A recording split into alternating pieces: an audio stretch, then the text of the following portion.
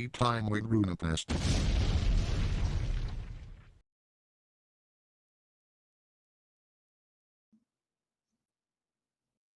Hey, Tempest. Hello. It's been a while. Yeah, it's been a while since we had the beer time. Yeah, we had all those other 9 hours of talking It's over actually cards. tea time. Just a sec. Sorry. You get some tea in your hand there? Oh yeah. It's very tea. It's the teaest of the tea. You switched the cups there. Oh yeah, it is tea time. Also, yeah. So Rune actually did a lot of things to make this more impressive. So what are we doing today, Rune? What did you do?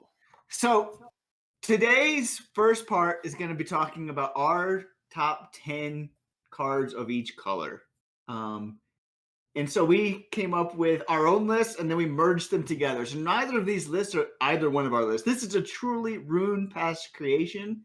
Like, I don't agree with Tempest's list. Tempest doesn't agree with our list. We just shoved them together, came up with our top 10 in each color.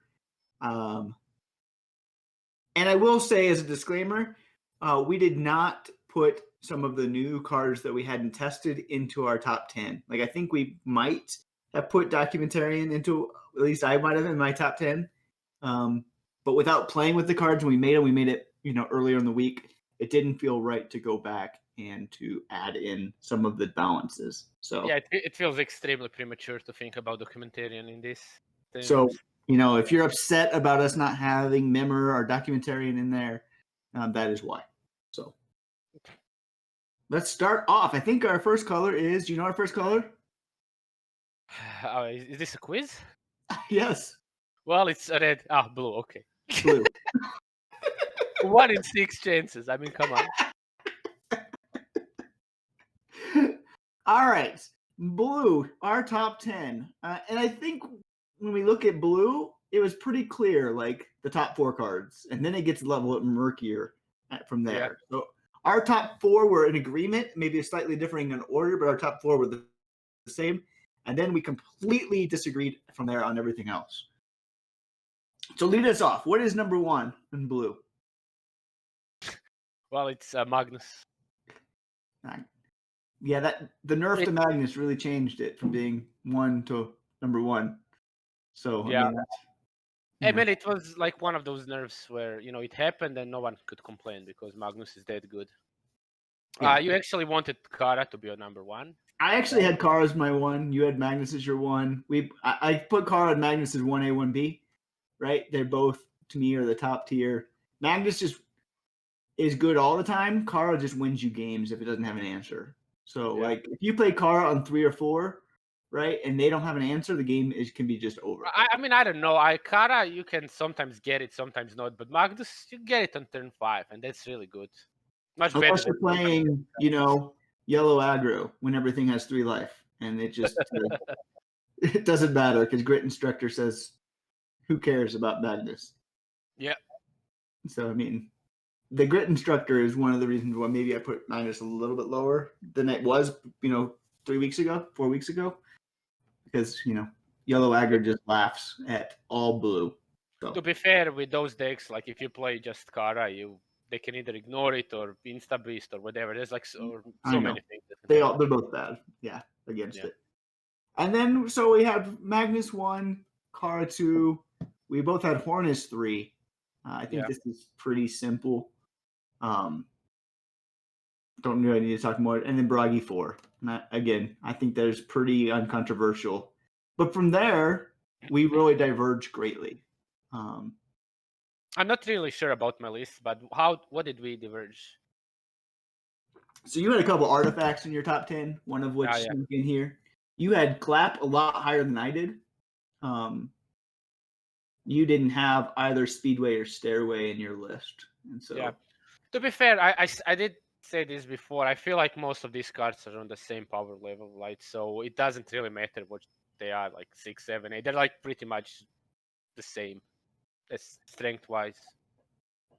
Yep. I don't really like your Demolition Speedway because, first of all, no one really uses it anymore, and it doesn't really make much sense to put it over like an Arctic Pyre or and especially since you got the low minions.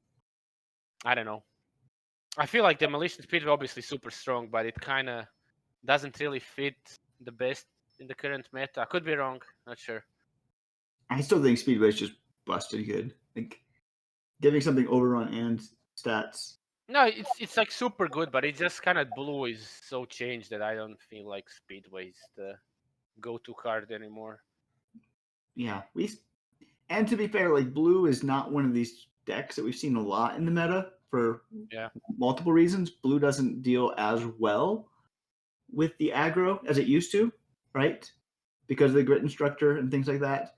So the blue that we are seeing is kind of like that FOC blue green, right? Deck is kind of emerged as one of the better blues archetypes at the moment. So Or just the blue purple also yeah, somehow. yep. That's blue. That's our list. If anybody in chat doesn't agree, please feel free to comment. We can tell you. I'll pretend to care. Next up is green, and I think there's gonna be some surprises for people here, right? There's some things that people would think should be on there or would be used to being on there that doesn't actually make it. Um, right? I had Stag and Bella on my list, but I had them very low, and you didn't have Stag or Bella on your list at all. And so Stag and Bella didn't make it because of where they were listed.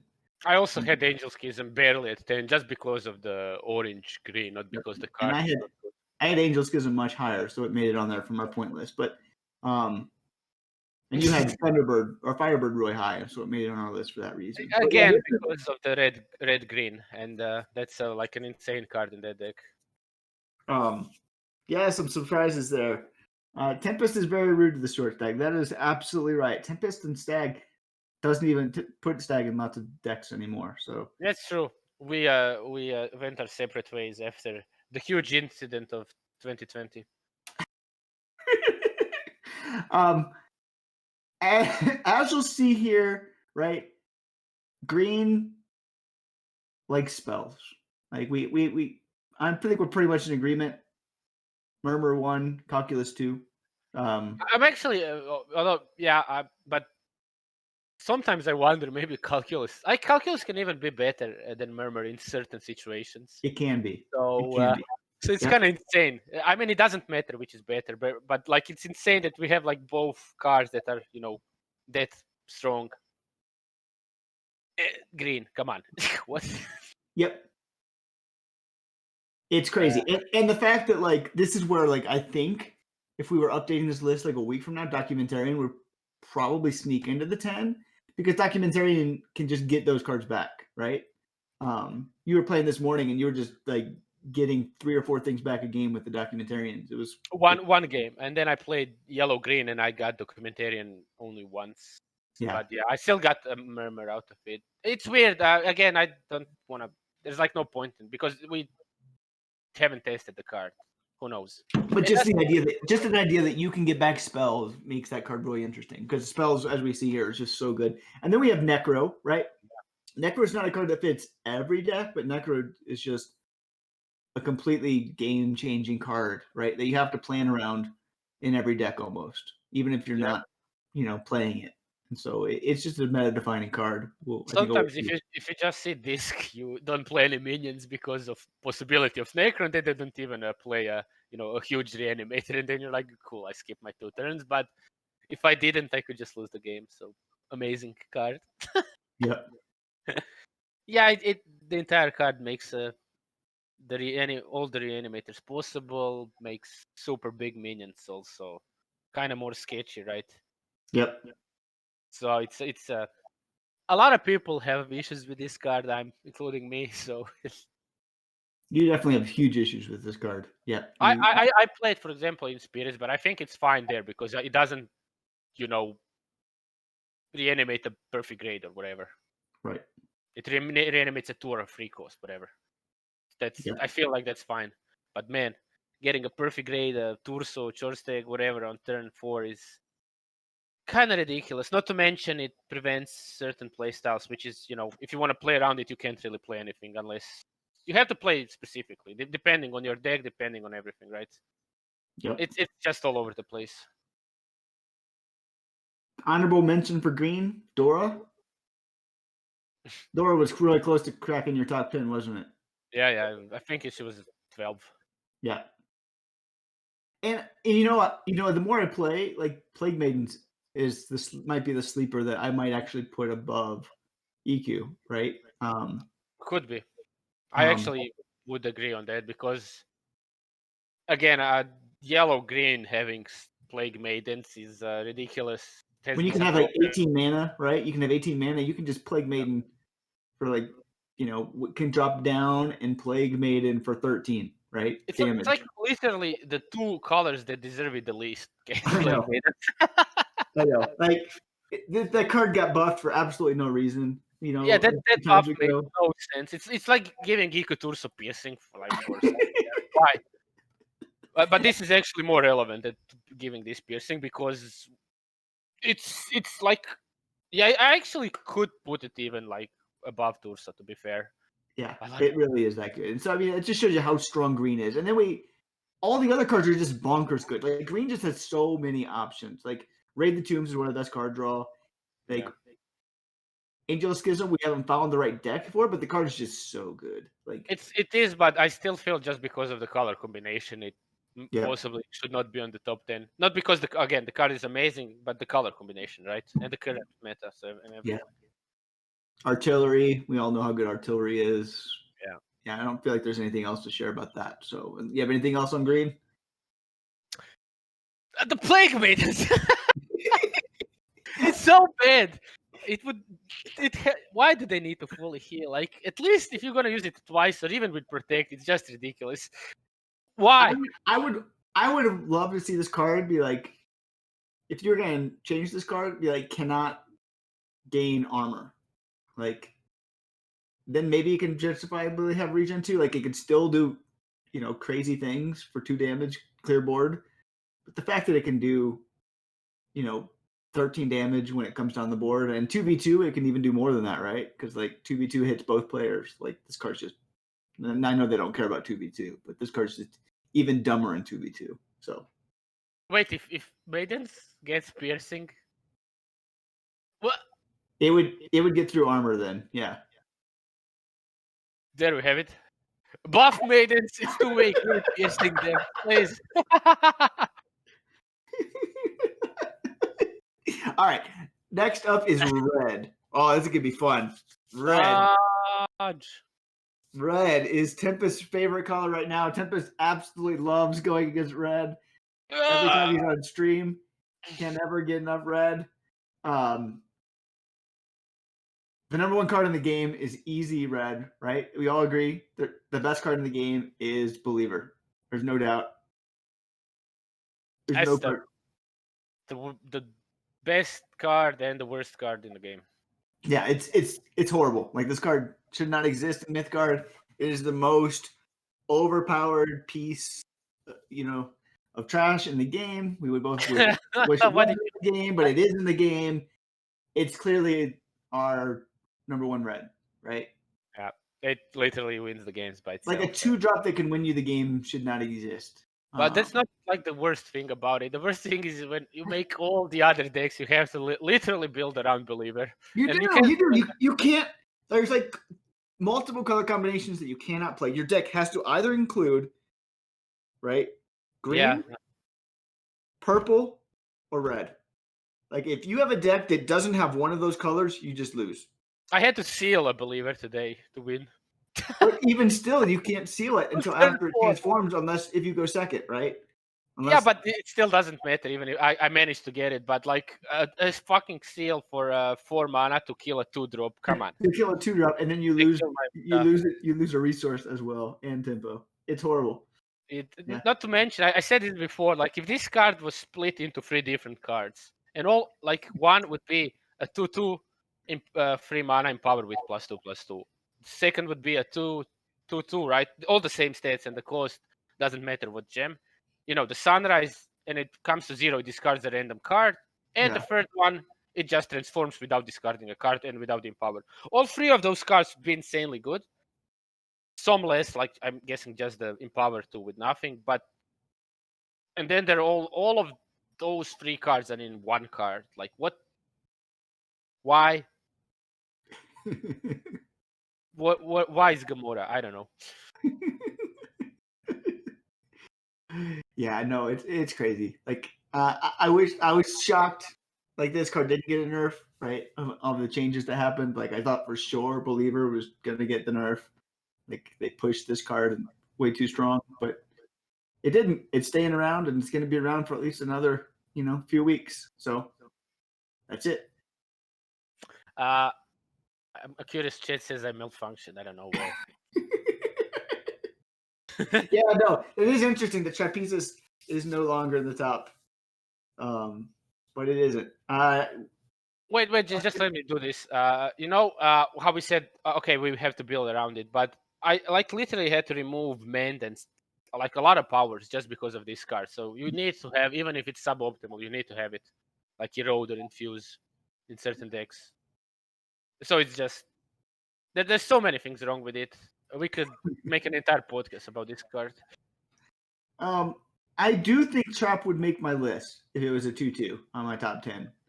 But with the Axeman around and some other things, Trap as a 2-1 is still a good card, but Ignition is almost just as good as it, and it's more versatile, I think. So Yeah.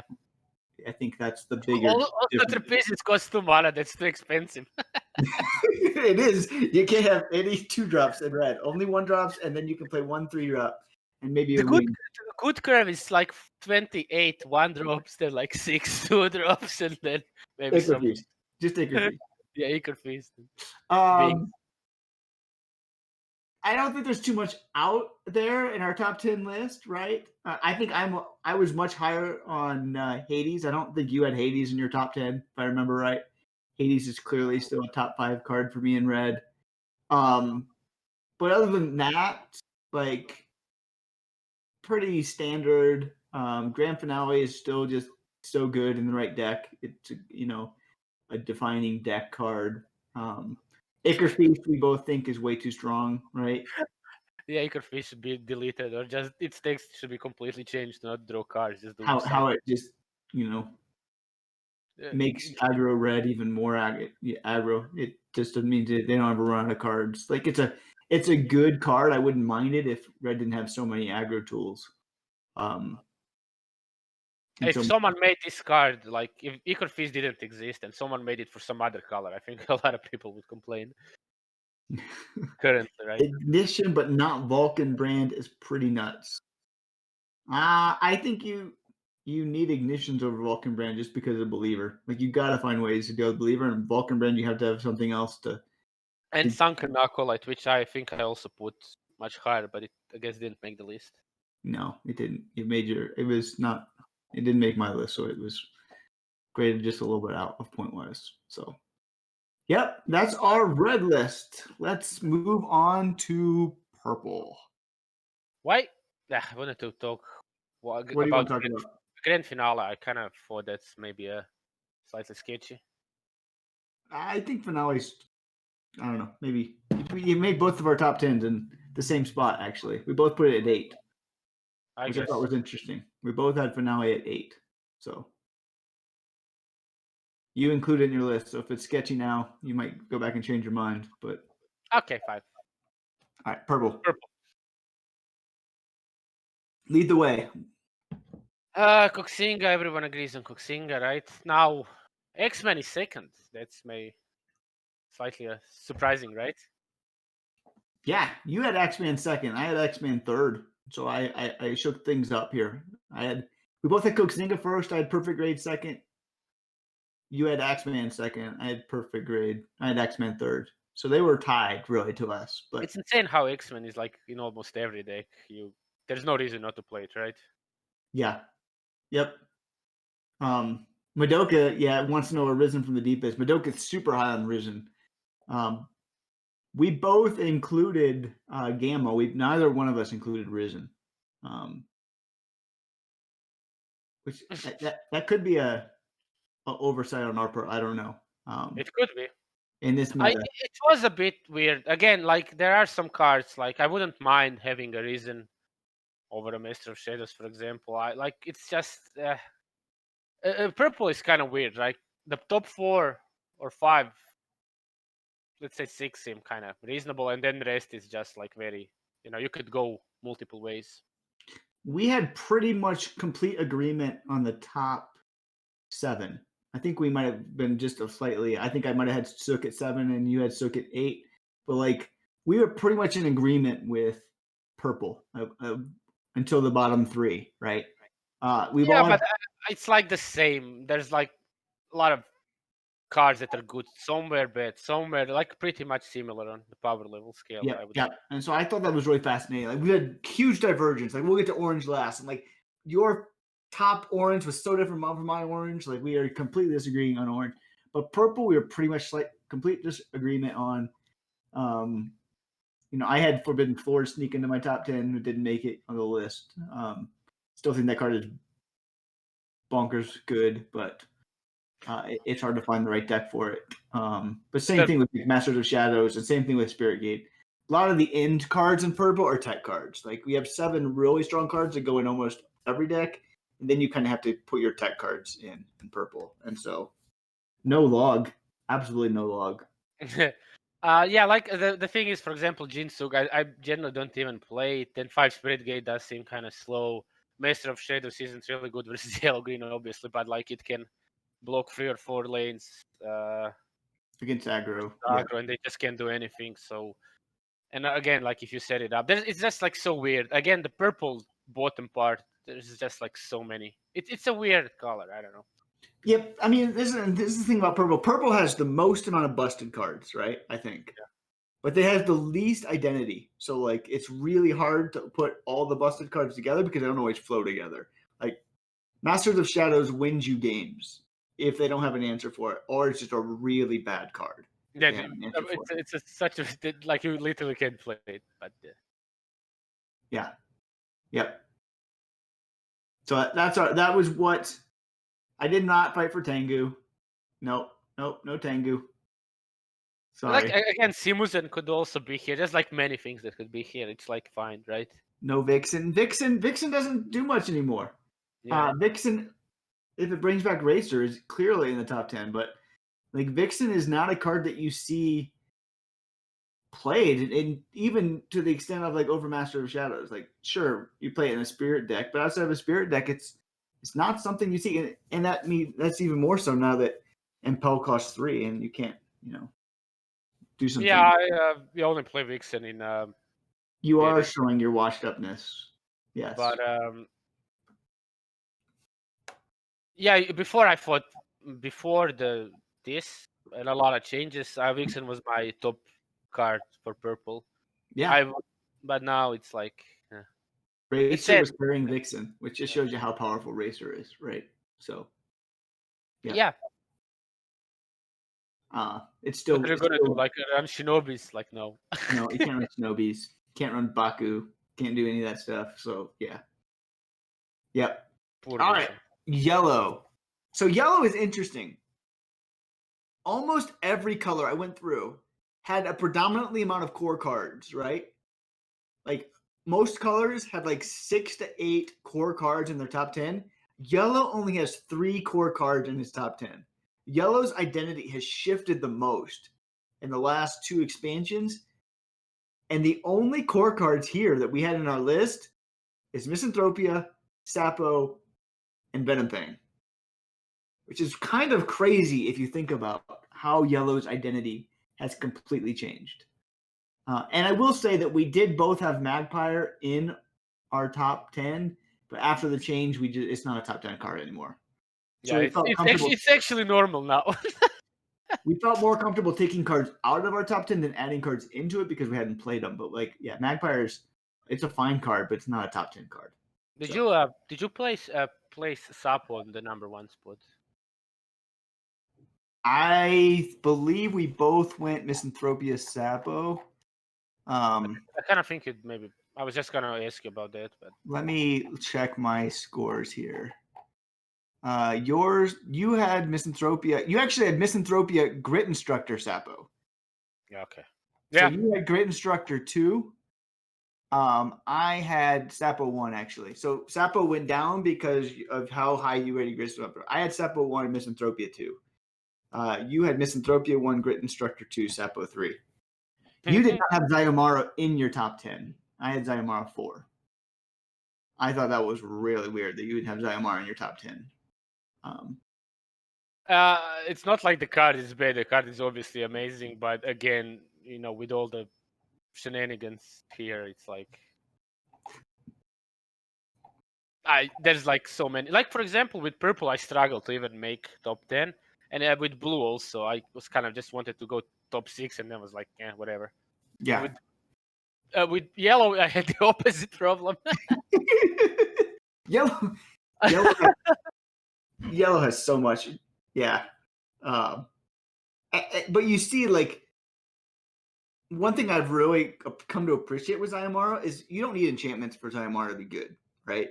Like Madoka plays it in just his, YG deck to give things armor, as another way of not having to spend, points on his, using his ability. And it's so good in YG. Like Madoka has told me, like if you're playing YG without enchantments, you play Zyomara. Like Madoka's right, and generally that's true about everything in Mythgard. Been doing that also, but now you're sold. Okay. But yeah, so we had a little different agreement on Grit Instructor. You had Grit Instructor above Sapo. I don't feel like the nerf did anything to like change its strength. Like it dies a little bit easier now, but it's still like. The problem being if you can like focus on killing it with, I don't know, infuse or erode, ignition, racer, whatever, you probably don't want to kill it because you're dying to other super good things. So right, you probably want to kill the doper or something. So Yep. And again, it just puts everything like slightly out of range and then just like snowballs. I mean, you've seen what the card can do. Yeah, the card's just great, and it probably needs to go into more like even mid-rangey lists, just because of how much value it can create. Grit Instructor is going to see play in other decks in the coming weeks as people begin to move away a little bit from aggro. I think it's just so good. Like a 1/4 that is basically, or 1/3 that is basically keeping your 1-drop alive and then keeping other things alive. It's just so good. Yeah. Doper, we know is great. Like 1-drop that spirals out of control, wins games. Better than Egg. Egg is great too. Though Egg is less good as the game goes on. I actually didn't have Egg in my top 10, so for that very reason. There's like a weird mishmash of those like yellow plus something aggro that they just work so well together that it's borderline insane. Yeah. So it's like 2 + 2 is not 4 with this. It's like 27. 2 + 2 is 27 with this. I love your math. It's great. It's not my math. It's yellow math. Come on. Yeah. And on both of our lists, we had Hulk Assembly, which to me is the best artifact in the game. Like I know people might disagree with me, but this card is just bonkers. Like I wanted them to nerf this card. Like I put some pleas in to nerf this card. They went unheard. Like Believer and Hulkin were like my top ones to nerf. Hulkin's just crazy. The amount of value you get and the amount of artifacts you can now play. This card is so good. It's so funny though. Like again, to repeat, we just like have so many cards that could make this list. Just struggling top 5 with purple and then yellow, you could make top 30 and like be fine. Yeah. Like I don't see the icon of the feathered one, for example, and that card is, I don't see it being any worse than yellow. Yellow is so much. Harp, I mean, and we both had Harpy 1 there, right? And it sneaked in there. And it just kills Forgelings. It does so much. It recovers your minions. It's such a great do everything card that yellow doesn't need. So like yellow just has a plethora of riches. And this is why, like I said earlier, like if you're not playing YG, you're probably not playing Mythgard right, just because Y has so many answers and G has so many answers. I'm not sure what the best YG is. Like it could be Disc, it could be, you know, FOC, it could be one of the new paths. I don't know. But YG is just so good right now. Yeah. And then we got the stupid Insta Beast, which is a terrible card. Yep. Yep. All right, we got one last color, then we're gonna keep move on to some other things. Our last color of the day is orange. And I think orange is where Mr. Orange went crazy. Like, I don't know what you're thinking on some of these lists. Like, our orange completely diverged. Like, we both had Angels 1. Like, Angel 1 was easy. We both had Trickster up near the top, though I had Trickster third after Scion, right? But you had, in your 3, 4, and 5 spot, you had the Agitator, you had the Insurrectionist, and you had the Guard. And I didn't have any of them in my top 10. So explain to me why you put Mr. Orange, those 3 cards, in your top 5. Well, the Sanctum Guard generally feels much better than Arquebus because I've been playing both of those cards immensely. The 2 mana just kind of dies to everything, even without trying. And this has that can be returned to hand or bounced or whatever, and avoided with the Angel. Like it's just also just White Moon Arena. The card is insane. I feel like it's better than Arquebus. And the Agitated Insurgent is just give you 3 cards you can burn for nothing, and you can also much easier splash other colors. The cards are insane. Like 3 cards in this game. Come on. The only thing Everything gives value now, though. So, like, everything gives value, so that makes value less valuable in such a weird way. In orange, it's just like, you get a free card, you get a free card. Oh, you draw some cards, you get some more cards. It's still not as good as Equal Feast with mono red and stuff. So, but yeah, I don't know if I agree. It's just a different deck. Like it doesn't have the 28 1-drops that you put in it, so that it survives. But like, it's literally a deck that should never exist. Like you play 21 drops and then you still have a bunch of cards. What? So I am not as high as you are on these yellow or these orange cards because I don't really like the cards that they give you that much. I get that they can be burned, and so you want to burn them, but they're not great. Like it's a 2/1 that gives you a card that generally I don't feel like is that great.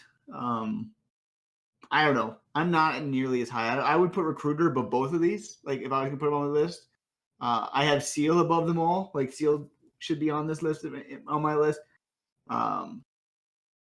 You had Kava way down low, and I had Kava much higher, just because I like the enchantment ability. I like the draw ability from Kava much more. Though and Guard, there's no way Guard is better than Arquebus. Like that's just crazy talk to me. Like Arquebus is 2 minions. It's just way better. I don't know. You do realize the 4/5, the 4/2, even though with the other minion, but the worded and the text of this, I don't know. But to be fair, you could like probably rate them pretty much similar. When you put one of you're putting these at 3, 4, and 5. It's not like it's just sneaking into your 10. Like you had Sanctum Guard as your 5, and Arquebus doesn't make your 10. So those are like crazy, Mr. Orange. Crazy. I think I'm the professional here when it comes to orange. So yeah. As Tommy Wiseau would say, keep your stupid comments in your pocket. Yep. I think chat thinks you're crazy right here. You've gone mad, and yeah, I think you've lost your title as Mr. Orange. Like when Lavish Proxy, took the hit, you took the hit. Like you've never come back from that one. Like, you still miss Proxy. That's what I think.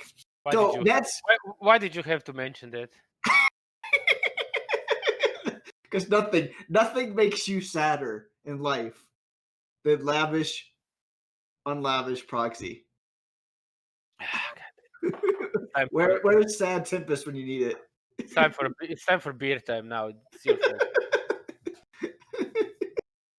Yeah. Anyway, that's our list of our top 10s. We'll be happy to have comments, feedback. Wait. Why did you put Heaven and Bake so up high? Like you usually you don't even see this card anymore. Heaven is just so much value. Like, I would Yeah, rather in have good what deck? cards. I'd rather Where do get you see good cards again than like cards that I don't think are good. They generate me more cards. Like Heaven generates me good cards. When was the last time you played Heaven and I Bake? played Heaven in my Don't lie. decks. I still play Fake Heaven. news. Heaven is in my RO deck that I played, that I rose to chip. Heaven is Why are you laughing now? people don't play it because they're enthralled with the new thing. Doesn't mean Heaven's bad. Heaven is so good. Like people need to be playing Heaven. It's crazy to me. You haven't Yeah. played Heaven. Fake news. Fake tea time. Yeah, Heaven to me is better than Recruiter. It's better than Agitator. It's better than Insurrectionist. It's better than Sanctum Guard. Not better than Kava. But yeah, like it's crazy to me. If you played more Cyber Minotaur in the last 1 week than you played Heaven in the last 3 Ejecti months. should be happy because Ejecti knows how good Hades and Heaven are. Like that's all that matters. Like you need those cards for value, and they generate good cards that you can play again instead of bad cards that you don't really want to play in the first place.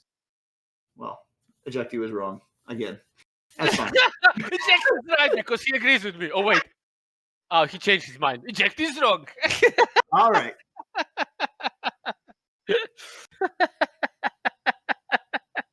Oh my god. So we did these. we did these. We did these top 10 lists. We wanted to get that out there, and we'll probably actually split this podcast up into two. I'm thinking onto it, so we just have the top 10 list, and then we want to shift here for the last 20 some minutes here and talk about the balance changes and the patch that just hit. Tea time with Runepest.